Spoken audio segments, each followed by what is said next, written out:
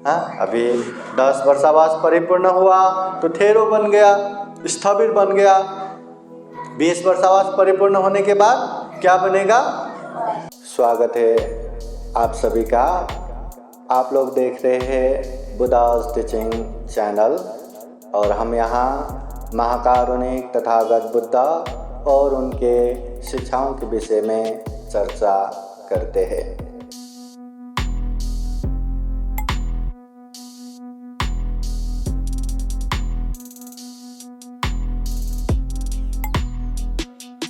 यो हवे डहरो भिक्खु योञ्जन्ति बुद्ध शासने सो इमं लोकपवासेति अप्पामुत्तो वचन्ति माम्। महाकारुणिक तथागत बुद्ध धम्म संघ को त्रिवार वंदना। परम पूजनीय बोधिसत्व डॉक्टर बाबा साहब अम्बेडकर आज के विशेष कार्यक्रम में उपस्थित पूजनीय भिक्षु संघ, श्रावणीगण और संपूर्ण श्रद्धा संपन्न, बुद्धि संपन्न उपासक उपासिकाएं। महाकारुणिक तथागत बुद्ध कहते हैं, यो हवे डहरो भिक्खु, जो व्यक्ति तरुण अवस्था में बुद्ध शासन में दीक्षित होके भिक्षु बनते हैं और बुद्ध शासन में खूब मेहनत करते हैं, परिश्रम करते हैं, ऐसा व्यक्ति जिस तरह बादल के हटने के बाद सूर्य ज्वाज्वल्यमान होकर प्रकाशित होते हैं, वैसे ही वो भिक्षु प्रकाशित होते हैं। तरुण अवस्था में भिक्षु बनने वाले, बुद्ध शासन में मेहनत करने वाले, परिश्रम करने वाले हमेशा ज्वाज्वल्यमान होते हैं, प्रकाशित होते हैं। ठंडी मौसम में सुबह सुबह धूप भी नहीं लगता, बादल से घिरा रहता है। जैसे जैसे वो बादल हटने लगता है वैसे वैसे धूप भी आने लगता है। फिर देखते हैं सूर्य ज्वाज्वल्यमान होकर प्रकाशित है। उसी तरह इसलिए तरुण अवस्था में भिक्षु बनना बहुत जरूरी है। तरुण अवस्था वो है जो ऐसे पढ़ सकते हैं, लिख सकते हैं, पाठ कर सकते हैं, कितना भी बुद्ध के धम्म को जान सकते, समझ सकते हैं। बाद में उसको अच्छे से अभ्यास भी कर सकते हैं। इसलिए तरुण अवस्था में भिक्षु बना तो जल्दी जल्दी बुद्ध शासनिक कार्य में आगे बढ़ सकते हैं। अभी एक भिक्षु कैसे बनता है? सर्वप्रथम दुनिया में जो लोग हैं उन लोगों को बुद्ध धम्म संघ के विषय में पता होना चाहिए, फिर बुद्ध धम्म संघ के शरण जाना चाहिए। ऐसे व्यक्ति को हम कहते हैं उपासक उपासिका। जो पुरुष है उन लोगों को उपासक, जो बुद्ध धम्म संघ के शरण में जाते हैं, और जो स्त्री है उनको उपासिका। बुद्ध धम्म संघ के शरण में जाने वाले स्त्री को उपासिका कहते हैं। वो उपासक उपासिकाओं में भी धम्म में दीक्षित होने का श्रद्धा भाव आना चाहिए। अगर कोई उपासक बुद्ध धम्म में दीक्षा लेते हैं, ऐसे शरीर पे चीवर धारण करते हैं, तो उसे क्या कहते हैं? श्रामणेर कहते हैं। श्रामणेर जैसे ये छोटे छोटे श्रामणेर है। श्रामणेर कम से कम उम्र में 20 साल परिपूर्ण होना चाहिए। कितने साल? 20 साल परिपूर्ण होना चाहिए। उसके बाद भिक्षु संघ के सामने उपसंपदा दीक्षा का वो मांग कर सकता है कि मुझे भी उपसंपदा दीक्षा लेना है, मुझे भी भिक्षु होना है। उस समय भिक्षु संघ को लगा कि ये भिक्षु बनने लायक है, भिक्षु संघ को लगा कि ये भिक्षु बनने योग्य है, तब जाके उपोषितागार सीमा गृह में पूजनीय भिक्षु संग बैठ के उसको उपसंपदा दीक्षा देते हैं। तो उपसंपदा दीक्षा परिपूर्ण होने के बाद उसको भिक्षु कहते हैं। जन्म से कम 20 साल तो परिपूर्ण होना ही है। 20 साल पूर्ण होने के बाद भी ये भिक्षु बनना ही है ये जरूरी नहीं। कोई तो 30 साल, 40 साल, 50 साल, 70-80 साल की उम्र में भी उपसंपदा दीक्षा लेते हैं, या जीवन भर बिना उपसंपदा दीक्षा लिए चीवर पहन के सामने रह के भी जीते हैं। हाँ, कोई बात नहीं, जी सकते हैं, पर उपसंपदा दीक्षा लेने के लिए उम्र में 20 साल तो परिपूर्ण होना ही है, क्योंकि 20 साल से पहले इतना समझ में नहीं आता वो उसको बनना ही है या छोड़ के जाना है, रहना है या नहीं रहना है, उसको समझ में नहीं आता। तो 20 साल के बाद उसको समझ में आता है कि अभी मुझे भिक्षु बन के ही जीना है। जिंदगी में यही लाइफ सबसे बेस्ट है। शील समाधि प्रज्ञा के लिए ये जीवन अति उत्तम है, तो मुझे यही जीवन चयन करना है। तो ऐसा अधिष्ठान लेके वो उपसंपदा दीक्षा लेते हैं, तो उसको कहते हैं भिक्षु। एक उपासक दीक्षा लेके सामने बनते हैं, फिर भिक्षु संघ के सामने उपसंपदा दीक्षा लेते हैं, ऐसे व्यक्ति को ही भिक्षु कहते हैं। कोई महिला ऐसे ही दीक्षा लेके बनते हैं तो उसको भिक्षुनी कहते हैं। भिक्षु होके 1 साल, 2 साल, 3 साल इस तरह करते करते 10 वर्षावास परिपूर्ण होता है।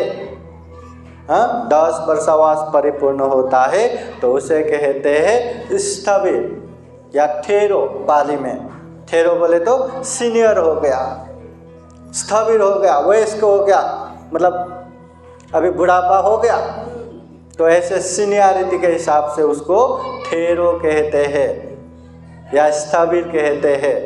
तो इसी तरह वर्षावास बढ़ते जब 20 साल परिपूर्ण होता है तो उसे कहते हैं महाथेरो या महास्थविर। अभी तो ज़्यादा ही सीनियर हो गया और महाथेरो के ऊपर और दूसरा नहीं है। तो इस तरह स्थविर बनते, महास्थविर बनते, थेरो बनते, महाथेरो बनते और भिक्षु इस तरह रहता है। अभी 10 वर्षावास परिपूर्ण हुआ तो थेरो बन गया, स्थविर बन गया। 20 वर्षावास परिपूर्ण होने के बाद क्या बनेगा? महास्थविर या पाली में महाथेरो कहते हैं। बुद्ध शासन में 4 परिषद है। जिस तरह एक गाड़ा या एक गाड़ी आगे बढ़ने के लिए उसको कितने चक्का लगता है? 4 चक्का लगता है, 4 पहिया लगता है। उसी तरह बुद्ध शासन को आगे बढ़ाने के लिए भी 4 परिषद लगता है। बुद्ध धम्म के वो 4 परिषद क्या क्या है माहिती आहे? कोणाला माहिती आहे? बुद्ध धम्माचा 4 परिषद कौन कौन आहे? हाँ बताइए। हाँ, 4 पाई कौन कौन है? याद रखिए, पहला है भिक्षु परिषद, दूसरा है भिक्षुनी परिषद, तीसरा है उपासक परिषद, चौथा है उपासिका परिषद। दुनिया में जो जितना भी इंसान है वो केवल एक ही जात है, इंसान में कोई जातीय भेदभाव नहीं है। और इंसान को भी अलग किया तो वो 2 जात निकलता है, एक स्त्री जात, एक पुरुष जात। जब वो बुद्ध धम्म संघ के शरण में आते हैं तो वो स्त्री जात को उपासिका कहते हैं, वो पुरुष जात को उपासक कहते हैं। वही उपासक, वही उपासिका जब दीक्षा लेके उपसंपदित होते हैं तो उसी को कहते हैं भिक्षु, भिक्षुनी। तो बुद्ध शासन में ये 4 परिषद है, भिक्षु परिषद, भिक्षुनी परिषद, उपासक परिषद, उपासिका परिषद। जिस तरह एक गाड़ी में 2 पहिया आगे होता है, 2 पहिया पीछे होता है। आगे के 2 पहिया मतलब ये संघ है, भिक्षु भिक्षुनी, ये संघ। आगे के पहिया जिस तरफ भी मोड़ेंगे गाड़ी उसी तरफ जाएगा। सीधा जाना है, लेफ्ट जाना है, राइट जाना है, सारा काम आगे के पहिया रास्ता दिखाते जाएगा। उसी तरह भिक्षु भिक्षुनी ये संघ है। तो संघ हमेशा बुद्ध धम्म का मार्ग निर्देशन करेगा। ऐसा करना है, वैसा करना है, इस तरफ जाना है, उस तरफ जाना है, ऐसा नहीं करना, वैसा नहीं करना, इस तरह से नहीं करना, उस तरह से नहीं करना, बहुत अच्छे से मार्ग निर्देशन करता है भिक्षु भिक्षुनी। अब पीछे के 2 पहिया बोले तो उपासक उपासिकाएं। पीछे के पहिया कितना महत्वपूर्ण है पता है? सारा का सारा एक्सीलेटर देना मतलब फास्ट भगाना, ये पीछे वाले पहिए का ही काम है। जल्दी भगाना हो पीछे वाले पहिया, धीरे धीरे जाना हो पीछे वाले के पहिया, या ब्रेक लगाना हो पीछे वाले के पहिया, सारे कंट्रोल ये पीछे वाले के पहिए में रहता है। उसी तरह बुद्ध शासन को धीरे धीरे आगे बढ़ाना है उपासक उपासिका के कंट्रोल में। बुद्ध शासन को जल्दी आगे बढ़ाना है उपासक उपासिकाओं के हाथ में, या बुद्ध शासन को अभी रोकना है उपासक उपासिकाओं के हाथ में। और पूजने भी कुछ संग तो क्या कर सकते हैं? मार्ग निर्देशन कर सकते हैं। अरे जीवन में सुख शांति चाहिए ना, हिंसा करो नका, चोरी करो नका, व्यभिचार करो नका, झूठ बोलो नका, अमल नशा पता सेवन करो नका, ये मत करो वो मत करो, केवल बोल सकते हैं। अगर आप लोग मानेंगे ही नहीं, आप लोग स्वीकार करेंगे ही नहीं, आप लोग पालन करेंगे ही नहीं, तो कुछ फायदा है क्या?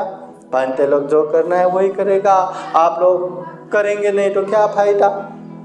अगर शील पालन करेंगे नहीं, सदाचार पालन करेंगे नहीं, तो आप लोग अच्छे चीज़ों में साथ भी नहीं दे पाएंगे। दान दे पाएंगे क्या?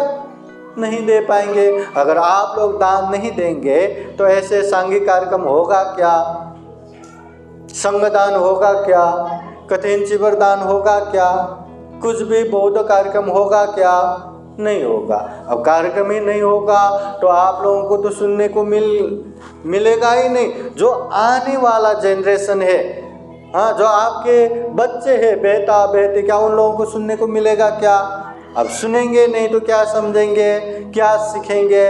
और सीखेंगे ही नहीं तो बाबा साहब ने दुनिया भर के धम्म को परिचय करने के बाद इतना अच्छा जो धम्म की दीक्षा लेके अपने समाज को धम्म की दीक्षा दिया, उसका क्या लाभ? कुछ फायदा हुआ क्या? नहीं हुआ। इसलिए उपासक उपासिकाओं का मेन हाथ रहता है धम्म को आगे बढ़ाना है, धम्म को अच्छे से जल्दी आगे बढ़ाना है, या धम्म को रोकना है उपासक उपासिकाएं। इसलिए तो उपासक उपासिकाएं शीलवान होना चाहिए, उपासक उपासिकाएं गुणवान होना चाहिए, उपासक उपासिकाएं श्रद्धावान होना चाहिए, उपासक उपासिकाएं त्यागवान होना चाहिए, उपासक उपासिकाएं प्रज्ञावान होना चाहिए। उपासक उपासिकाओं को जितना हो सके तन मन धन से ये बुद्ध, ये धम्म और संघ के लिए साथ देना चाहिए, सहयोग करना चाहिए, सपोर्ट देना चाहिए। तब जाके ये बुद्ध धम्म खूब अच्छे से आगे बढ़ेगा।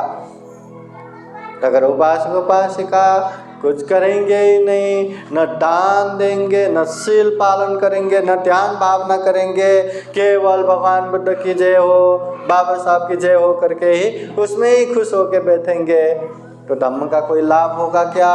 कोई फायदा होगा क्या? धम्म आगे बढ़ेगा क्या? नहीं बढ़ेगा। इसलिए उपासक उपासिकाओं का खूब महत्वपूर्ण जिम्मेदारी है। जितना खाने को लगता है उतना ही कमा के नहीं बैठना, उससे भी ज़्यादा मेहनत करो, उससे भी ज़्यादा कमाओ और अपने समाज को दान दो, बुद्ध धम्म संघ के लिए दान दो। जितना आप लोग श्रद्धा चित्त त्याग चित्त से दान देंगे उतना ही बुद्ध शासन बुद्ध धम्म और ज़्यादा फलीफाप होगा। और जितना बुद्ध धम्म फैलता जाएगा उतना लोगों को सुख शांति देता जाएगा, लोगों को मानवता सिखाते जाएगा, खुद कैसे जीना है और दूसरों को कैसे जीने लगाना है, खुद कैसे सुखपूर्वक जीना है और दूसरों को भी कैसे सुख शांति देना है। ऐसे मानवतावादी ये उपदेश भी फैलाता जाएगा। इसलिए उपासक उपासिकाएं भी खूब श्रद्धावान होना चाहिए, खूब त्यागवान होना चाहिए, खूब धम्म को जान के अभ्यास करने वाला होना चाहिए। हाँ, तब जाके बुद्ध शासन और अच्छे से आगे बढ़ेगा। तो ये बौद्ध 4 परिषद है, भिक्खु भिक्खुनी, उपासक उपासिकाएं परिषद। तो भिक्खु परिषद का भी, भिक्खुनी परिषद का भी खूब महत्वपूर्ण जिम्मेदारी है। रास्ता दिखाने वाला, मार्ग निर्देशन करने वाला यही संघ है। आप लोग कितना भी चाहो, क्या हमेशा बिहार में रह सकते हैं क्या? हमेशा पूजा पाठ करके बैठ सकते हैं क्या? हमेशा धम्म की पढ़ाई करके लोगों को वही सिखाते बैठ सकते हैं क्या? नहीं, परिवार के साथ सारा काम कर्तव्य निर्वाह करके जितना समय बचता है उतना ही आप लोग बिहार आते हैं, उतना ही आप लोग धम्म का काम करते हैं, उतना ही आप लोग धम्म सुनते हैं। मगर ये भिक्खु भिक्खुनी पूरा घर बार सारा त्याग करके बिहार में रहते हैं, बुद्ध धम्म के साथ रहते हैं, जितना हो धम्म सीखते हैं और अपने लोगों को भी सिखाते हैं। ये संघ है। इसलिए संघ का मार्ग निर्देशन बहुत जरूरी है। जीवन में कभी भी दुख हो, कभी भी सुख हो, कभी भी कुछ हो, ये संघ का ब्लेसिंग, संघ का आशीर्वाद लेते जाना चाहिए। तो उपासक उपासिकाओं को खूब अच्छे से ये संघ को साथ देना है। दान दे के हो, शील पालन करके हो, ध्यान भावना करके हो, धम्म में सहभागी होके हो, धम्म का कार्यक्रम करके हो, जैसा भी हो धम्म को फैलाने के लिए, सुख शांति फैलाने के लिए हमें साथ देना है। तो ये 4 परिषद खूब अच्छा होना चाहिए। तो यहाँ भिक्खु संघ, भिक्खु परिषद है, उपासक परिषद है, उपासिका परिषद है। क्या आप लोग शील सदाचार युक्त जीवन जीने के लिए तैयार है क्या? तैयार है? आवाज। हाँ, क्या आप लोग दान त्याग में जीवन जीने के लिए तैयार है क्या? दान देने के लिए और मेहनत करके और कमाना है। हाँ, जितना जरूरत से ज़्यादा कमाएंगे तभी तो दान दे पाएंगे। हाँ, तो त्याग में जीवन जीने के लिए तैयार है क्या? हाँ, ध्यान में जीवन जीने के लिए तैयार है क्या? हाँ, तो तैयार है तो व्यवहारिक रूप से पालन भी करते जाना है, संघ का साथ भी देना है, बुद्ध धम्म संघ की अनुसरण हमेशा करते जाना है। बोलिए साधु साधु साधु। तो हम यही कामना करते हैं कि हम भी जीवन में बुद्ध के धम्म को खूब अच्छे से जान सके, समझ सके और उसे व्यवहार में पालन करते करते ये दुर्लभ, यह अमूल्य, ये सर्वश्रेष्ठ मनुष्य जीवन को सफल बना सके, सार्थक बना सके, अंत में जन्म जरा व्याधि मरण से मुक्त निर्वाण तक प्राप्त कर सके, ऐसी कामना करते हैं। और आज विशेषतः पूजनीय भिक्खु संघपाल थेरो बंते जी का 10वां वर्षावास, 10वां उपसंपदा परिपूर्ण हो रहा है। तो उनको भी बुद्ध का आशीर्वाद, धम्म का आशीर्वाद, संघ का आशीर्वाद हमेशा हमेशा रहे, बुद्ध शासनिक कार्य में निरंतर अग्रगामी बन सके और खूब सारा धम्म का अभ्यास करते हुए दूसरों को भी अच्छे धम्म का मार्ग निर्देशन कर सके, दुख मुक्त निर्वाण की तरफ निरंतर आगे बढ़ सके, ऐसी शुभेच्छा देते हैं, ऐसा आशीर्वाद देते हैं। और आप सभी के जीवन में भी ऐसा ही हो, बुद्ध धम्म संघ का आशीर्वाद हमेशा हमेशा रहे, ऐसी कामना करते हुए यह धम्म देशना यही समापन करते हैं। सबका मंगल हो, सबका कल्याण हो, भवतु सब्ब मंगलम्। साधु साधु साधु। बुद्धं नमामि, बुद्ध को नमन करता हूँ। धम्मं नमामि, धम्म को नमन करता हूँ। संघं नमामि, संघ को नमन करता हूँ।